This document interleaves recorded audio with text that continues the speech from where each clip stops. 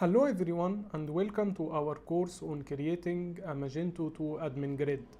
I am Mohammed Tawfiq, and in this series we will build a complete admin grid system from scratch.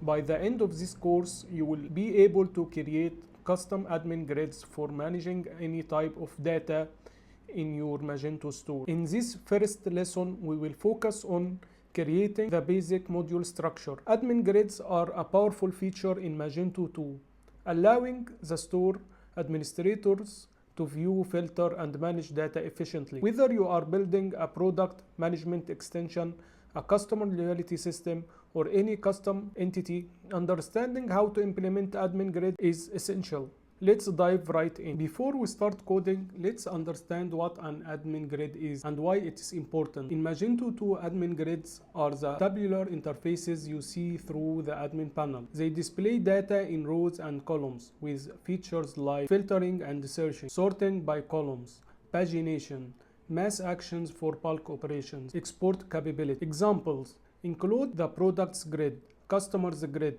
and orders grid. These interfaces follow a consistent pattern, making them intuitive for administrators. The beauty of Magento 2 is that we can create our own custom grids using the same framework that powers these core features. This ensures our extensions maintain the same look, feel, and functionality that Magento users expect. In Magento 2, modules follow a specific directory structure. Let's create our module folders. Navigate to your Magento 2 app code directory. Create a new vendor folder named ITC4U. Inside that, create a module folder named blog post. Your path should look like app code ITC4U blog post. Now let's create the basic files required for any Magento 2 module. First, create registration.php in the module root. Next, create the etc folder, and inside etc create module.xml. Let's write the code for these files.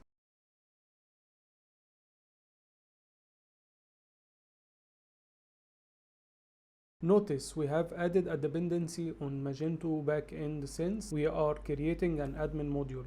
This ensures our module leads after the backend module. Now let's create simple composer.json file in our module root to define its properties.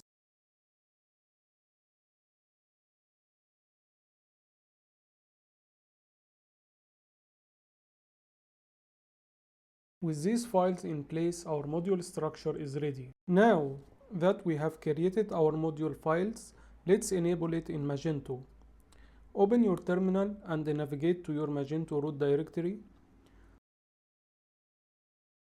Run the following commands: bin/magento module enable etc4u underscore blog post. Then we run bin/magento cache flush. Let's verify our module is enabled by running bin/magento module status. You should see etc4u underscore blog post in the list of enabled modules. Great! Our module is now recognized by Magento. In next lesson we will create the database schema for our blog posts. Want to see the exact code? I have linked the GitHub commit in the description. Go take a look. Congratulations! You have successfully created the foundation for your Magento 2 admin grid module. Let's recap what we have learned. We understood what Magento 2 admin grids are and why they are important.